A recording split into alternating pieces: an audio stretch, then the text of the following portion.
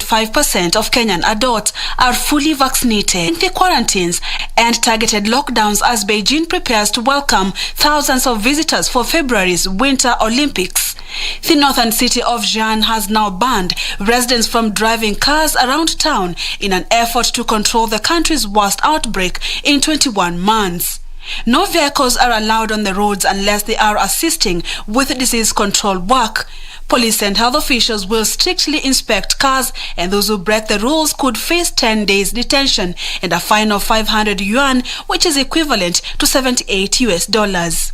In the New York, new COVID-19 vaccine requirements have come into force as infections continue to surge, fueled by the Omicron variant of the Children aged 12 and over are required to show proof of full vaccination to access indoor dining areas and many extracurricular school activities.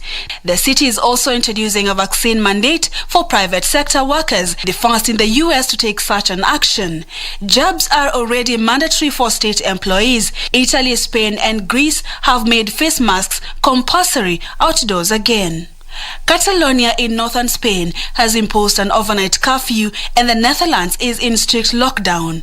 More than 1,400 flights were scrapped on Monday, with Chinese and US destinations being the worst hit.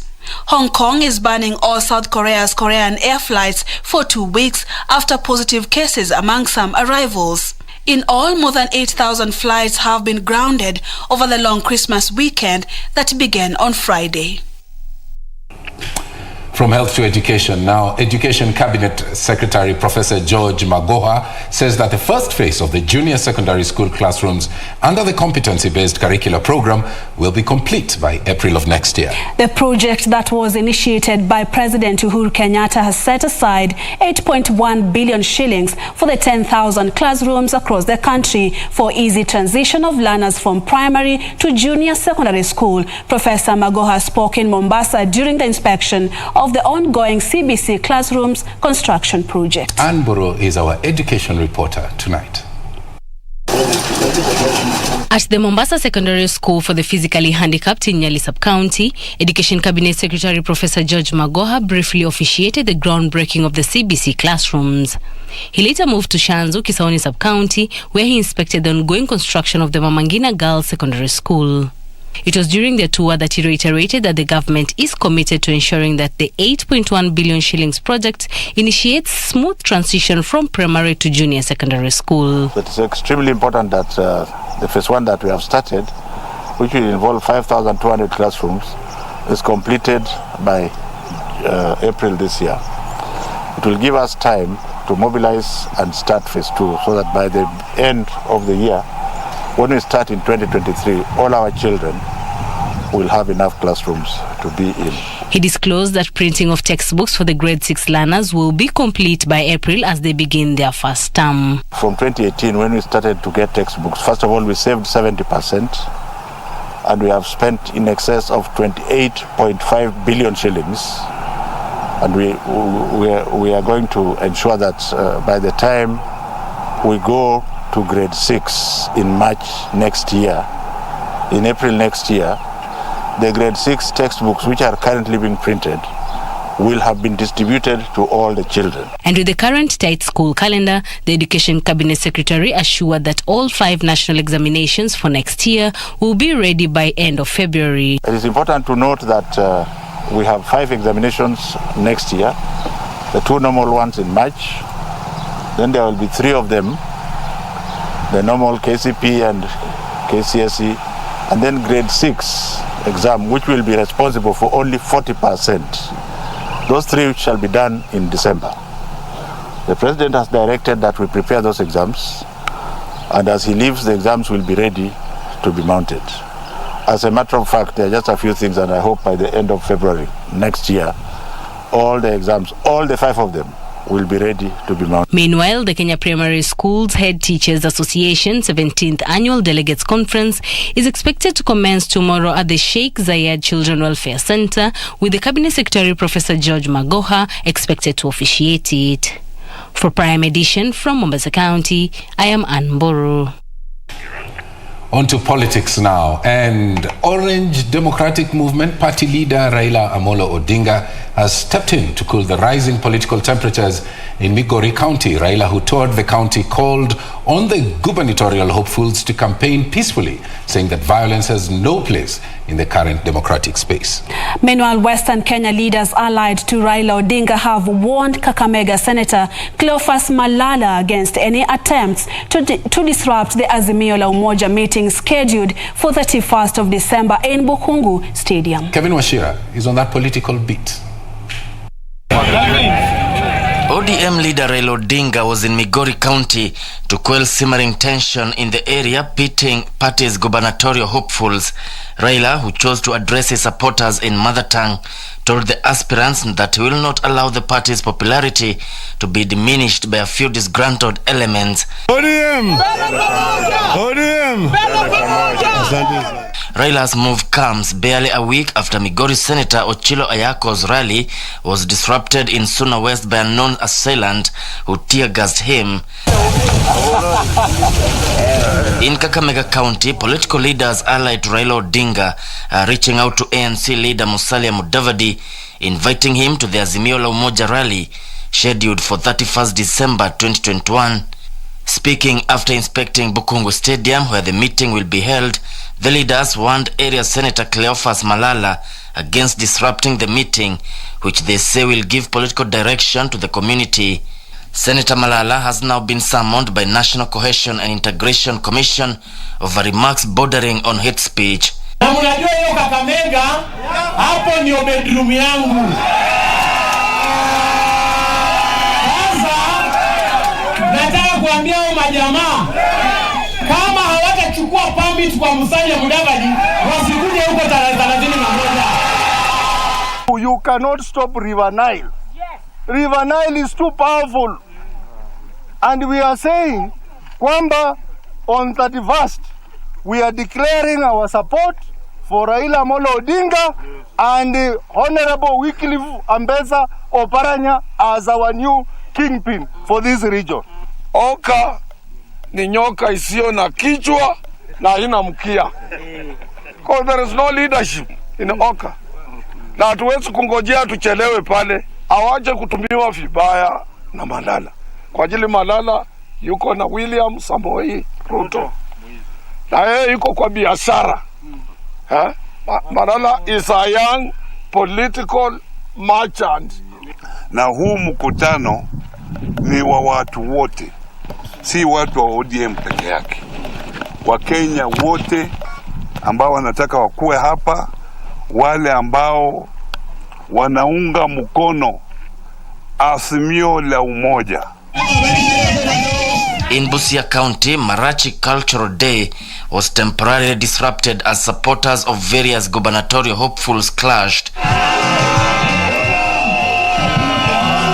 The event, however, proceeded after calm was restored. Let us not lose our heritage. Let us not abandon this county. This county belongs to our children and our children's children. Tujenge county kwa kitu moja. Wale wote ambao tunaishi nao pia they belong to this county. Elsewhere, NARC Kenya party leader Martha Karua has questioned the rush by Jubilee and ODM parties to amend the Political Parties Act. Speaking while receiving aspirants in the party, Karua said there was need to give Kenyans and political parties time to engage on suitable amendments to the Political Parties Act. Those amendments have been pushed by the handshake. Amendments to do with elections. The demand must come from a majority of the parties. And I would therefore tell the handshake partners, haraka ni ya nini? The National Assembly Justice and Legal Affairs Committee will Tuesday engage MPs who are fronting amendments to the Political Parties Amendment Bill. Gishoki Washira, Prime Edition. Meanwhile, a presidential opinion poll released by InfoTrack pollster Monday places Raila Odinga as the most preferred presidential candidate, that he would garner 33% of the vote if election were held today. Deputy President William Ruto, according to that poll, comes second with 32% in a survey it said was conducted between the 17th all the way to the 21st of December. 1,600 respondents took part in the survey that indicated the 2022 general election will be a two-horse race. The survey was conducted from 1,600 respondents that represented the 19.6 million registered voters across the 47 counties, indicated that a majority of Kenyans preferred Raila Odinga as president with 33% support, followed by Deputy President William Ruto, who garnered support from 32% of Kenyans. Raila was most preferred candidate in Nyanza with 57%, followed by Coast 48%, Western 38%, Northeastern 33%, Eastern 29%, Nairobi 28%, Rift Valley 26%, and Central 16%. The report further indicated that Ruto was most preferred in Rift Valley and Central with 42% each, followed by Eastern 39%, Nairobi 32%, Northeastern 25%, Coast 24%, Western 23%, and Nyanza 13%. In terms of party popularity, UDA is more popular countrywide at 33%, ODM 32%, and the rest of the other parties, including Jubilee, Wiper, ANC, consisting of 35%. The report further revealed that the majority of Kenyans don't recognize the existence of the Oka movement, with 52% of Kenyans interviewed calling for its dissolution in support of UDA or ODM. The report further indicated that Raila was gaining ground, with his popularity growing from 13% on December 2020 to 33% in December 2021.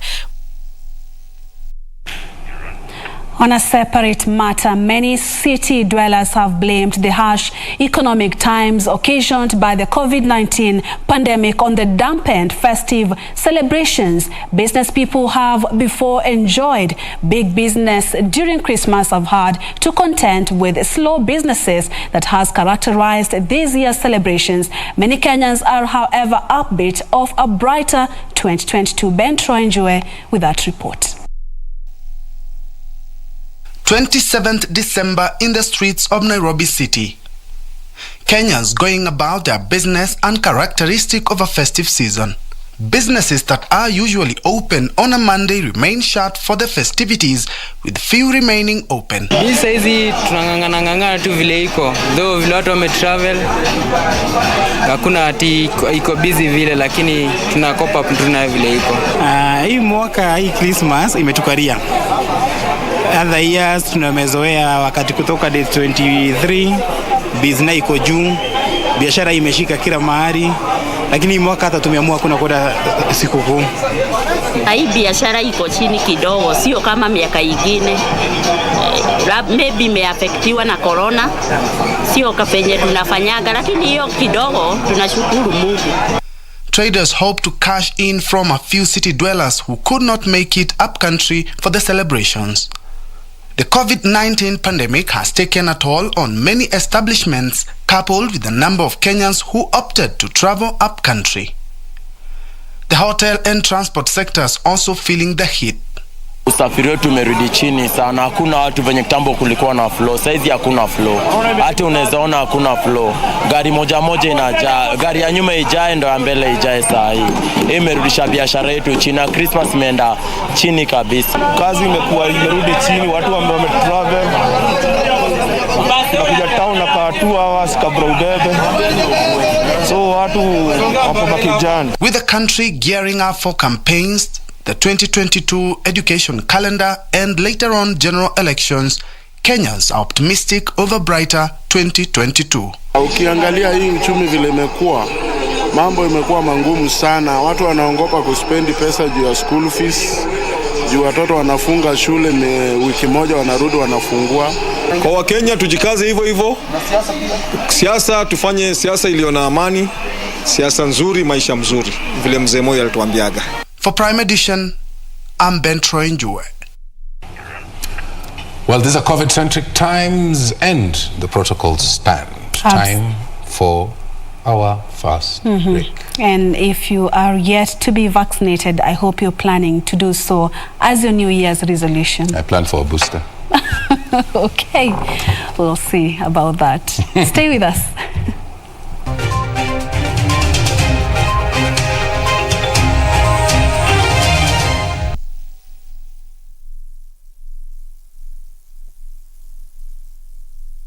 Ili kupata sikiza tune hii ya nia njema, bonyeza *811*817#. Nia njema ni tabibu, nia mbaya huharibu. Unapojiwazia mema basi muwazie na mwenzako. Unapojiombea mema, muombee na mwenzako. Unapojipangia mema, mpangie na mwenzako. Unapomaliza mwaka, usikubali upweke. Unapoanza mwaka, anza na mwenzako. Ili kupata sikiza tune hiyo ya nia njema, bonyeza *811*817#. *811*817#. My youth, my treasure.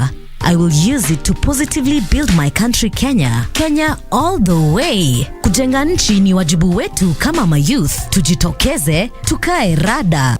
This message is brought to you by the Government of Kenya.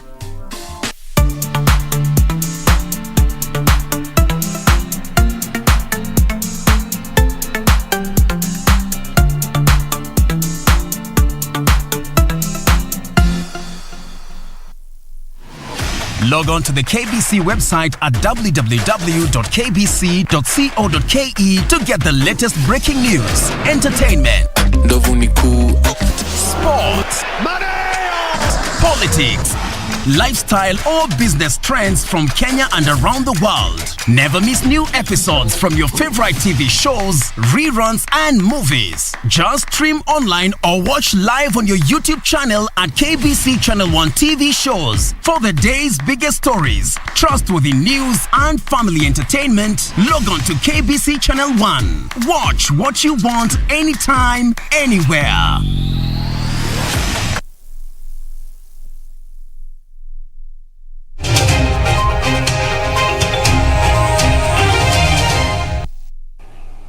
This is KBC Prime Edition. Moving on, nominated Senator Gertrude Musuruve has pledged to champion the rights of persons with disabilities in the country and is calling on political parties to involve them in their teams. Musuruve made the remarks when she donated foodstuff to vulnerable people drawn from Lugari constituency in Kakamega as they celebrated Christmas festivities. The beneficiaries welcomed the kind gesture as a much-needed reprieve. Here's that report. Speaking during the donation drive in Lugari constituency, the nominated Senator who has announced aspirations to run for the Lugari constituency parliamentary seat expressed her readiness to champion for the inclusion of persons with disabilities in leadership roles. Walemavu lazima wawe kwa uongozi. Kama mtu ni mlemavu haimaanishi hawezi ongoza. Yes.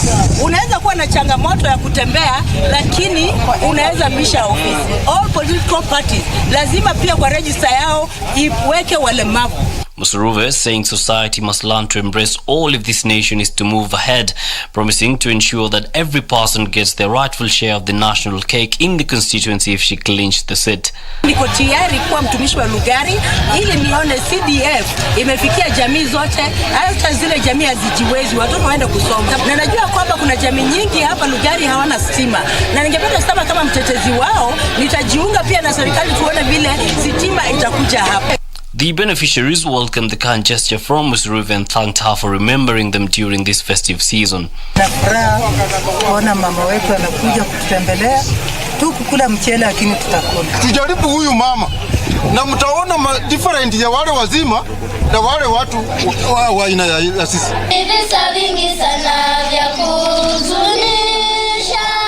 Elsewhere, officers from the Directorate of Criminal Investigations in Machakos County have hosted a special Christmas for children from Mwiso Children's Rescue Center. Led by Rhoda Kanyi, the officers donated Christmas goodies to the children, urging leaders and well-wishers to help the unfortunate children realize their dreams. Tuwe tunakumbuka hii boma, especially kuja kuchunga na kulea hawa watoto ambao wako katika hii boma. Anastasia Nzioka, the director of the Children's Home and Rescue Center, lauded the gesture, urging other well-wishers to assist children in the rescue center. The rescue center currently hosts 27 children. Yusufar reporting for Prime Edition. Hundreds of residents of Mukuru kwa Njenga slums in Nairobi have been left homeless after the government moved in to demolish their structures to pave way for road expansion. The residents who had been issued with a vacate notice months ago had remained adamant, forcing the government to move in and clear the structures for the construction to commence. These were the scenes witnessed at Mukuru kwa Njenga slums in Nairobi. In the past week, several houses have been demolished, rendering thousands of families homeless, including expectant mothers and children. The demolitions are to pave way for the expansion of Catherine Dereba Road that will connect the Nairobi Expressway and industrial area and also open up the slum for business. Residents condemn the ongoing demolitions, calling for relevant authorities to intervene. Jana vile walikuja hapa na mapolisi bado wakakuja kupima tukakataa. Leo vile sasa wamekuja wakiwa wengi sana kukuja kuchukua hii shamba kupima, wananchi wakakataa. Sasa atuelewi tumesimama wapi na tunaishi hapa kwa tent. Kitu inaleta shida ni juu ya kubomolewa na tukuelewa ni nini juu tumebomolewa, lakini sisi kitu tunataka ni kitu amani. Tusaidiwe basi tutoke kwa tent. According to their lawyer, court order has been issued prohibiting any activity on the land until a case in court is heard on the 24th of January 2022. Order of the court that was issued on the 8th of December 2021, which clearly indicates that this case is in court, that there is supposed to be a ceasefire and that the police should not interfere with the community until the case is heard and determined. To start respecting the order that we received on December the 8th, which essentially said until January the 24th, there be no change in the conditions on the ground. The status quo that is here cannot be changed, and that involves there is no legal basis for surveying this land, for beaconing this land until we return to court on the 24th of January. Locals claim the manner the demolition is being carried out is inhumane and insensitive to the plight facing many, including the effect of the COVID-19 pandemic. Now, a group of philanthropists in Isiolo County has joined hands and opened a girls' rescue home aimed at providing education and a safe haven for the orphaned girls, as well as those fleeing abuse, neglect, poverty, and early marriage. Area leaders have welcomed the move, saying that the gesture will go a long way in providing immediate relief for girls from the harsh realities they would otherwise face. Here is the report.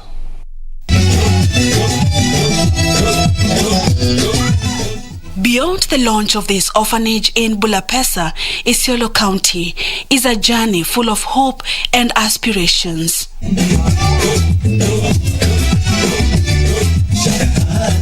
For the orphaned and neglected girls, this will not only be a safe haven for them, but Sakina Home for Girls will also offer them yet another chance to pursue their dreams through access to quality education. Mtoto akishakuwa orphan, hana baba na mama na ni msichana, jamii inamchukua, inamfanya home girl kidogo, na baadaye hata wanamuuza.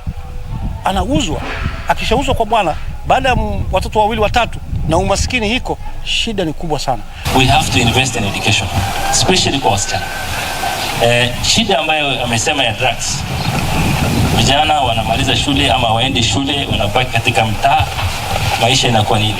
Sakina Home for Girls has been birthed from an experience that left the founder, Samira Maddox, who was orphaned at a tender age, traumatized. Luckily, she got a scholarship to study in the US, where she is currently working, and escaped what made most girls here disadvantaged: early marriage. Na amefanya kazi nzuri sana. Tumuombe dua, Mungu ampatie afya na aendeleze hii project.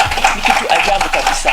Watoto ambao hawana familia karibu, hawa ndio tunataka kuwaonesha kama kuna watu wanaweza kuwapenda, wawafanye kama watoto wetu sisi, wakae vizuri, tuwalee, tuwapeleke shule za msingi, ya sekondari na hata ya university. The new home will accommodate 15 needy girls for a start. Lakini hiyo idadi tunapenda tukikuwa na wafadhili zaidi itafika hadi 100 ama 300.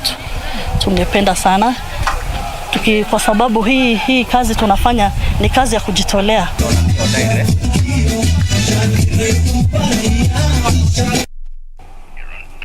In Laikipia County, government's efforts to restore peace in Olmoran and other parts of the county have received a boost from civil societies and professionals who are conducting peace campaigns in the area. And as Zainab Said reports, the civil societies are using person-to-person and community-to-community approach aimed at silencing the perennial guns in the region. Few months ago, these were the scenes from Laikipia West.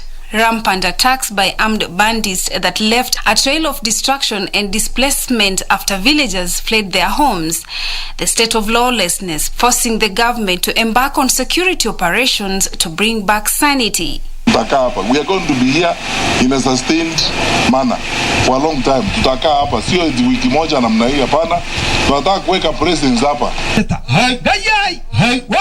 Months later, the history of this place is being rewritten. A group of professions from the area are now conducting peace campaigns to supplement government's efforts to enhance peaceful coexistence among the various communities in Githiga and Olmoran wards of Laikipia County. Hatujawahi kuona serikali ambaye askari na ulio, chief na ulio, na kukanyamazwa ni kama hakuna kitendo imefanyika.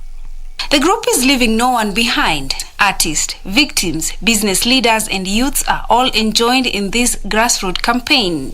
Wewe unashunga ng'ombe yako, mimi nalima, tukiumia tukiwasha hiyo mboma, nani atakupatia kitu ya kukula? Unga utatoa wapi? Duka utanunua kwa wapi? Muhoteli utanunua chai kwa wapi? Na ni kwa nani? The group that is now engaging man-to-man and community-to-community talks regrets the negative effects of insecurity in the area. Mwenye analipa anaua na upanga, atalipa na nini? Na mkuki? Basi tunaomba Mwenyezi Mungu atupe amani, kwa sababu serikali haitawaletea amani, inatoka kwenu. Land still remains a test of peace in the area. The group now advising absentee landlords to either develop the lands or surrender them to the government. Hii mashamba hii hapa Olmoran ilipatiwanwa 1975. Saa hii yule mtu hajakuja, anataka hiyo shamba yake ifanywe nini?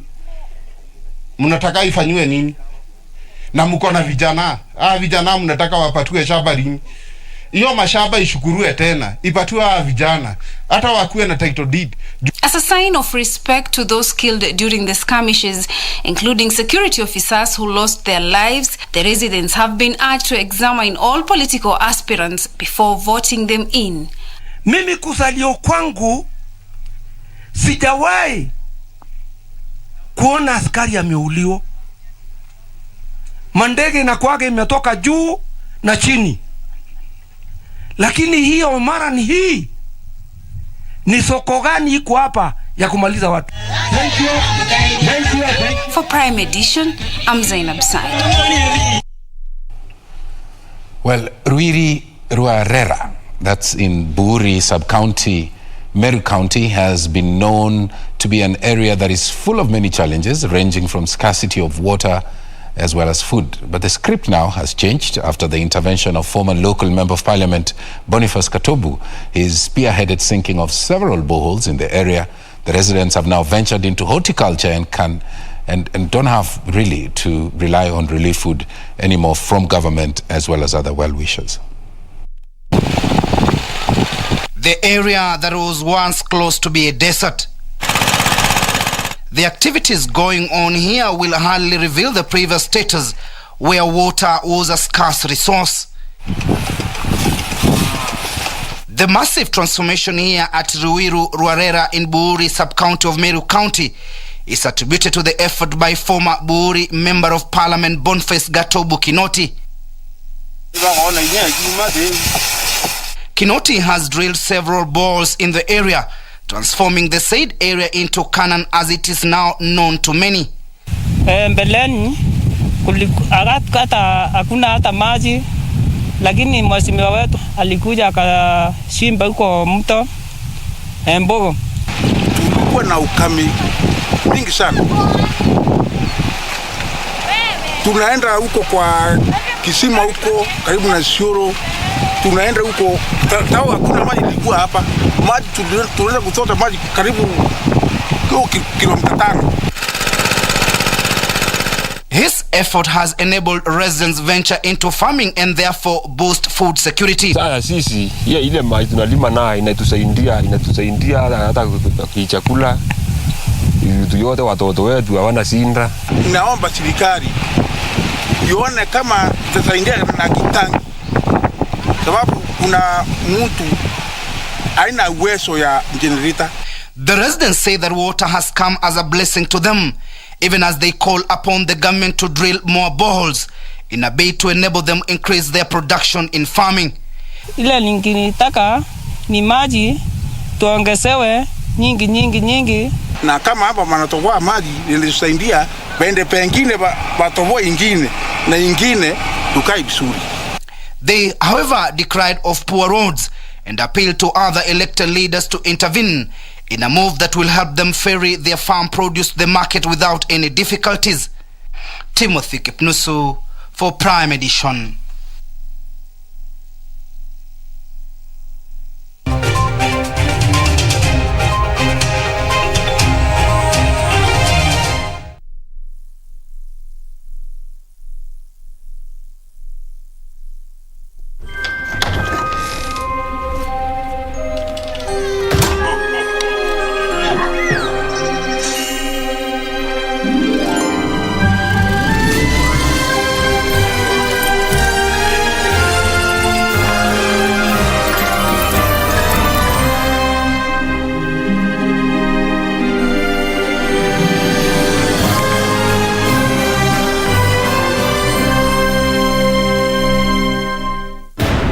Sometimes, there isn't a worse enemy than your own heart.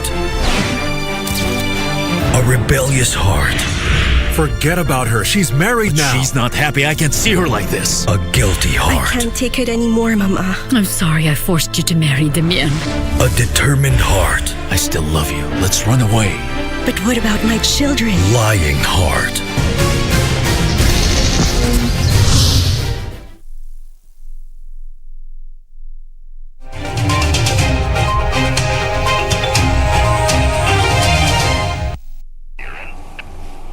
You're watching Prime Edition this Monday night. Thank you so much for staying with us. Byron Abuli is our sign language interpreter tonight. And over 200 girls have fled to rescue centers within Kuria area of Migori County to escape the cut. Anti-FGM crusaders in the area say there is need now to establish safe homes for girls within the Kuria community to protect them from the archaic practice. Ruth Wambui reports.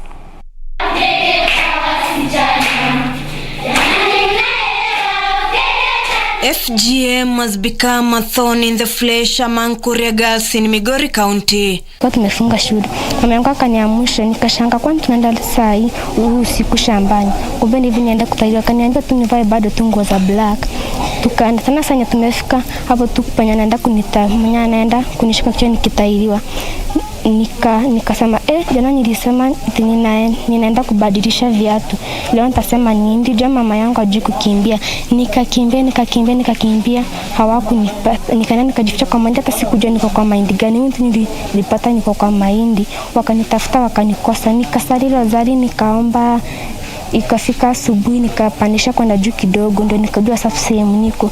Kuna baba mwingine hapo jirani akanipata akapigia chief simu. Nikaenda nikakochifa akasema tunaende anifiche. Nikakaa hapo kwake chief akakuja akanichukua akanileta hapa. Ndio nashukuru Mungu niko hapa. Tuko na nyumba 5 kajificha kwa moja.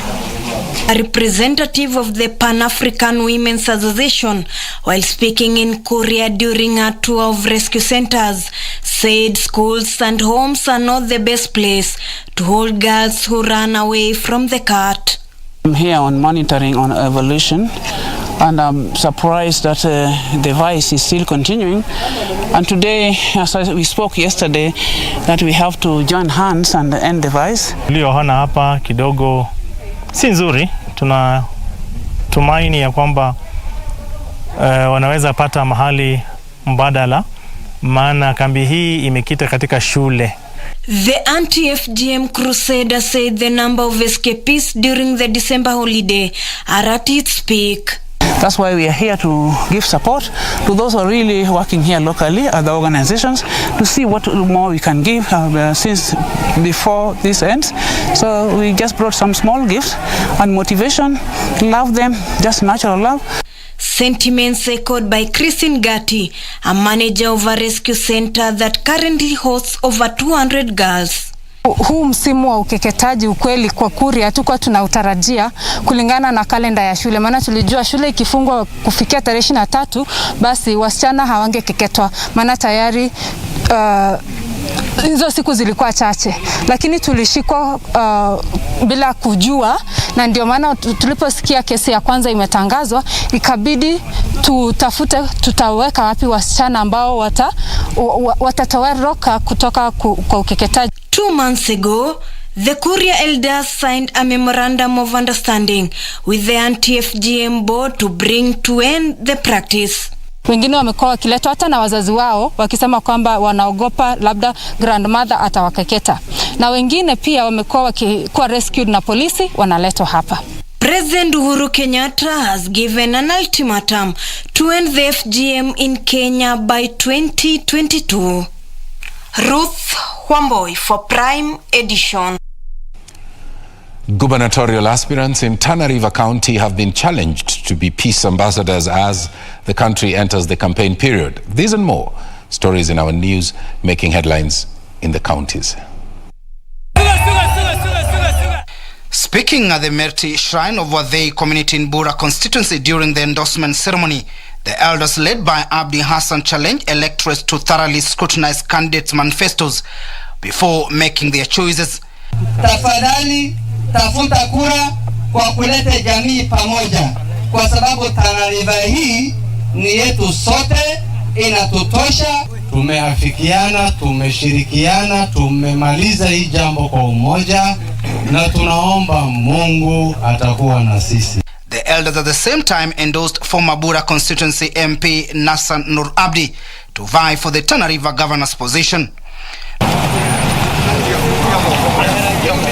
Finally, faithful from African worship held their annual prayers at Samson's Corner in Kirinyaga County by going round Mount Kenya preaching peace. I am against every violence in every bone of my body. We can argue and prosecute the case for the Kenyan people without having to cause violence. Most of the people who cause violence and incite youth, it means they have no ideas. Led by Samuel Kamitha, the faithful say their day-long pilgrimage is derived from their ancestors who used to seek divine powers from the mountain. Wenye wanaangalia kwa tia ya kiroho, unajua mahali Kenya iko. Na mwaka huu mwingine ambao unaanza next week, wale ambao wako ndani ya roho kabisa wanaweza kuona ile danger ambayo iko mbele yetu. Tunaombea nchi na umuhimu wa maombi ni katika kujenga imani yako. Timothy Kipnusu for Prime Edition. In other news, South Africa is holding a week of events to mark the passing of the anti-apartheid leader Archbishop Desmond Tutu, who died on Sunday aged 90. The plans include 2 days of lying in state before an official state funeral on 1st of January in Cape Town. Tributes following the death of Archbishop Desmond Tutu have been pouring in from leaders around the world, including Queen Elizabeth II, US President Joe Biden, and Pope Francis. On Sunday, South Africans of all ages and backgrounds stopped by Cape Town St. George's Cathedral to lay flowers and pay tribute to the country's national hero. In honor of Tutu, the bells of the cathedral, the oldest in South Africa, will be rung daily at noon local time until Friday. Tutu's death comes just weeks after that of South Africa's last apartheid-era president, F.W.D. Clark, who died at the age of 85. A contemporary of Nelson Mandela, Tutu was awarded the Nobel Peace Prize in 1984 for his role in the struggle to abolish the apartheid system enforced by the white minority governments against the black majority in South Africa from 1948 to 1991. After Mandela became South Africa's first black president in 1994, Tutu was appointed to a Truth and Reconciliation Commission set up to investigate crimes committed by both whites and blacks during the apartheid era. He will be remembered among many South Africans as a man of courage and clarity of his moral fury. For Prime Edition, I'm Rahma Shanko. Well, that story brings us to our first, second or third? Third break. Good. Sports news is coming up next with Tom. Stay with us. Yours truly.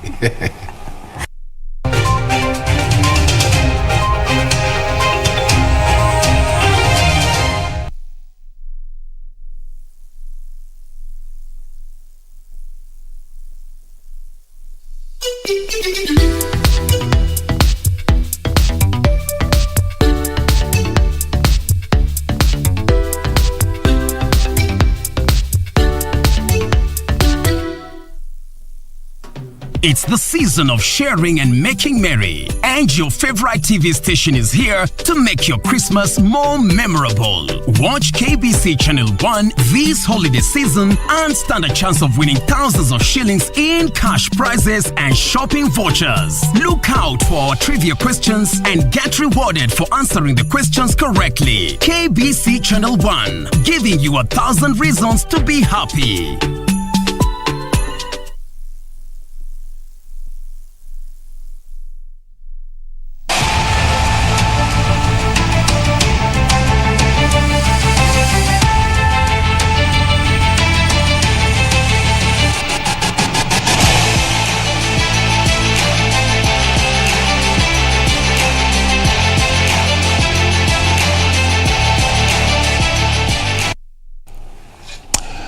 Welcome back. I'm sitting in for the sports anchor now. Boxing Federation of Kenya Communication Director Duncan Kuria says that boxing activities will resume February after the festive season. Kuria said that the first agenda upon resumption will be to roll out the nationwide tournaments, starting with the National Novices Championship slated for February.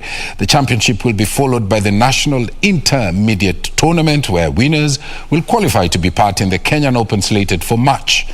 The Kenya Open Championship will be used to select the national team for Women World Championship set to be held in May in Istanbul, Turkey, and Commonwealth Games set for July. That's in Birmingham.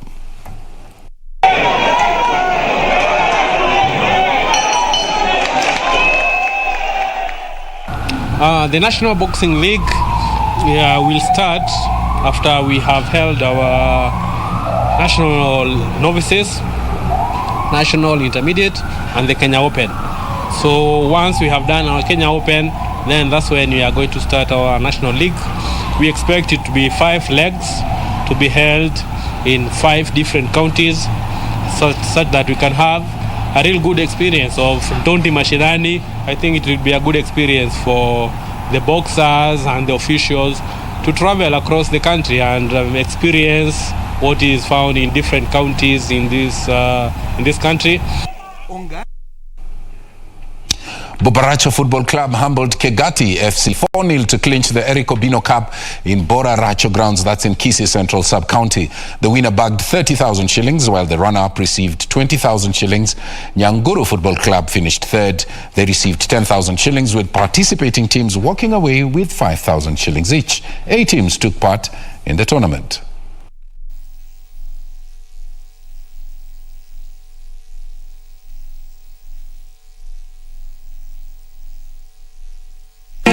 Come together, we must start our own initiatives even before we approach the government to support us. So for me, I would like to encourage this to go on, but God willing, next year I want to make this day even bigger. I want to incorporate more sports. Today we just did soccer and Ajua for Wazes. Next year I would like to have some tug of war, for example, some games for women.